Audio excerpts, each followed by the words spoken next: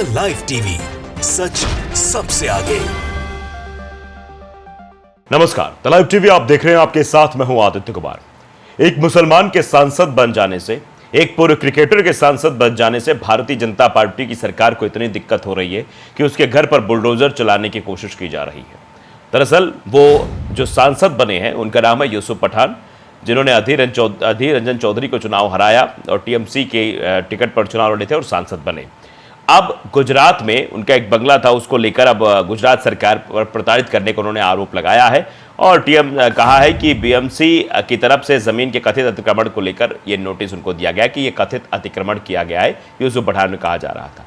अभी तक यूसुफ पठान को कोई भी दिक्कत नहीं थी, कहीं से भी किसी भी प्रकार की कोई नोटिस नहीं मिली थी, लेकिन जैसे ही भारतीय जनता पार्टी के खिलाफ में कह लीजिए या फिर कह लीजिए कि टीएमसी के सांसद बन जाने के बाद, इंडिया गठबंधन के सांसद बन जाने के बाद यह दबाव बनाना यूसुफ पठान पर शुरू कर दिया गया है, क्योंकि यूसुफ पठान एक मुसलमान है और विपक्षी सांसद हैं। इसलिए यूसुफ पठान को जो है टारगेट किया जा रहा है, ऐसा यूसुफ पठान ने कहना है और कई लोग ऐसा लिख भी रहे हैं। अली सौरभ ने लिखा है न्यूज़ 24 का एक पोस्टर ट्वीट करते हुए, जिसमें लिखा है कि 10 साल से कुछ नहीं किया गया और अचानक चुनाव परिणाम के बाद 6 जून को नोटिस भेजा गया। अगर मैंने उनकी मांग नहीं मानी तो वे बुलडोजर लेकर आएंगे, ऐसा यूसुफ पठान ने कहना है। अब अली सौरभ इस पर लिखते हैं कि एक मुस्लिम बाहुल्य सीट से हिंदू यानी अधीर रंजन चौधरी मौज कर रहे थे। अब की बार एक मुसलमान जीत गया तो सबको पीड़ा हो गई। यूसुफ पठान ने तो कांग्रेस के उम्मीदवार को हराया है, फिर भाजपा यूसुफ पठान को परेशान क्यों कर रही है? आप समझिए, जबकि कांग्रेस के उम्मीदवार को हराया है, कांग्रेस के एक ताकतवर उम्मीदवार को हराया है, उसके बावजूद भी बीजेपी उन्हें टारगेट कर रही है, जबकि बीजेपी भी तो कांग्रेस के खिलाफ है, जबकि बीजेपी कांग्रेस के खिलाफ है और यूसुफ पठान भी कांग्रेस के खिलाफ ही चुनाव जीते हैं। मतलब बरहानपुर जो सीट है, बहरामपुर जो सीट है, वहाँ से अधीर रंजन चौधरी को उन्होंने चुनाव हराया है। लेकिन अब क्यों परेशान किया जा रहा है, ये सवाल लोग पूछ रहे हैं और ये सवाल यूसुफ पठान भी पूछ रहे हैं कि परेशान किया जा रहा है, बुलडोजर आएगा। यूसुफ पठान के सरकार पर आरोप, मामला कोर्ट पहुंच गया। यूसुफ पठान ने गुजरात सरकार पर प्रताड़ित करने का आरोप लगाया है। टीएमसी सांसद को वीएमसी की तरफ से जमीन के कथित अतिक्रमण को लेकर नोटिस मिला था। टीएमसी सांसद और पूर्व क्रिकेटर यूसुफ पठान ने गुजरात सरकार पर आरोप लगाया कि उन्हें प्रताड़ित किया जा रहा है। तृणमूल सांसद ने यह आरोप वडोदरा म्युनिसिपल कॉरपोरेशन यानी कि वीएमसी की तरफ से कथित अतिक्रमण का नोटिस मिलने के बाद लगाया है। पठान ने पूरे मामले को लेकर हाईकोर्ट का रुख किया है, जिसके बाद गुजरात हाईकोर्ट ने वीएमसी को लेकर एक नोटिस देकर स्पष्टीकरण मांगा है कि इसका आप जवाब दीजिए, ये जो कुछ भी है। एक रिपोर्ट के मुताबिक पठान को वडोदरा नगर निगम की सरकारी ज़मीन खाली करने का नोटिस मिला था। इसको लेकर उन्होंने हाईकोर्ट में याचिका दायर की है। पठान ने कोर्ट को बताया कि उन्होंने साल 2012 में ही नगर निगम को ज़मीन लेने के लिए आवेदन दिया था। फिर साल 2014 में निगम ने अलग से प्रस्ताव लाया और उसे राज्य सरकार को भेज दिया, जो लीगल नहीं है। हाईकोर्ट, मतलब ये सीधे तौर पर कहना है। अब हाईकोर्ट इस दौरान पठान से पूछा कि उन्होंने इस मामले में 10 साल तक क्यों कुछ नहीं किया। इसको लेकर पठान ने कहा, मैं हाल ही में लोकसभा चुनाव में चुना गया और मुझे प्रताड़ित करने की कोशिश की जा रही है, क्योंकि मैं एक दूसरी पार्टी से चुना गया हूं। पिछले 10 साल में कुछ नहीं किया गया और अचानक चुनाव परिणाम के बाद 6 जून को एक नोटिस भेज दिया गया। यूसुफ पठान आगे भी कहते हैं कि निगम के प्रस्ताव के बाद फिर से उसे राज्य सरकार को भेजा गया, जो जरूरी नहीं है, क्योंकि ये नगर निगम की जमीन है, राज्य सरकार की नहीं है। अगर हमने इसे नहीं हटाया तो सीधे बुलडोजर आएगा। मामला दरअसल क्या है, ये समझ लीजिए। दरअसल सांसद यूसुफ पठान को 6 जून को नगर निगम ने सरकारी जमीन से कब्जे को हटाने के लिए नोटिस भेजा था। नगर निगम के पूर्व पार्षद ने सरकारी जमीन पर कथित तौर पर किए गए कब्जे को अवैध बताते हुए नगर निगम से एक्शन की मांग की थी, जिसके बाद नगर निगम ने पूर्व क्रिकेटर की जमीन को खाली करने का नोटिस दिया था। रिपोर्ट के मुताबिक पठान ने वडोदरा नगर निगम से एक जमीन की मांग की थी। पठान के इस प्रस्ताव को वीएमसी ने मंजूर कर लिया था, लेकिन राज्य सरकार ने जमीन के इस बिक्री को खारिज कर दिया था। सरकार की तरफ से वीएमसी को जमीन घेरने को कहा गया था, लेकिन तब तक पठान इस जमीन को अपने कब्जे में ले चुके थे, जिसके बाद उन्हें नोटिस प्राप्त हुआ।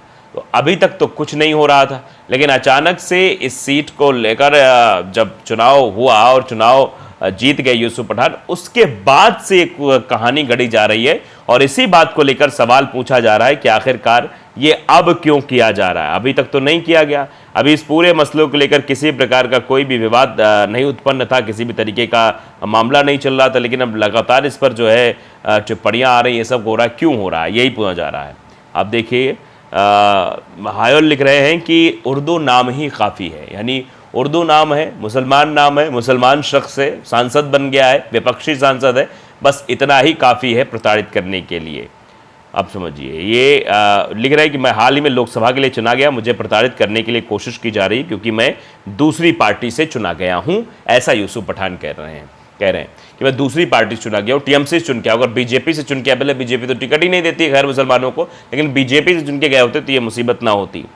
अब देखिए, राकेश कुमार सिंह लिख रहे हैं कि यूसुफ पठान आप भी परफेक्ट नेता बन गए, अब लोग ये लिख रहे हैं। तो आप समझिए किस तरीके से ये चीज़ें हो रही हैं। और अब कुछ लोग हैं जो तरह तरह के उल्टे कमेंट भी करते हैं, लेकिन वो बताना भी ज़रूरी, उनकी मानसिकता समझना भी ज़रूरी है।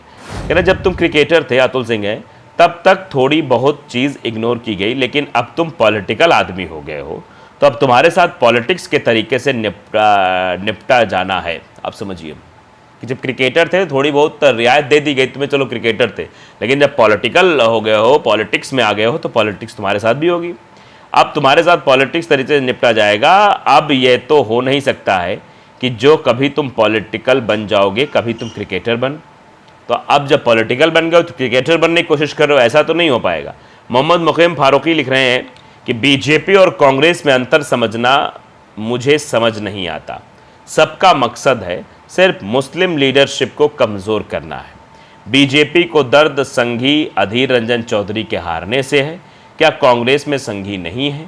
एक बार इंडी गठबंधन की सरकार बने फिर देखो कितने कांग्रेसियों का हृदय परिवर्तन हो जाता है। ये देखिए सीधे तौर पर कह रहे हैं। कृष्णा लिख रहे हैं तात्पर्य दाल में कुछ काला है या पूरी की पूरी दाल ही काली है, ये बात भी कही जा रही है।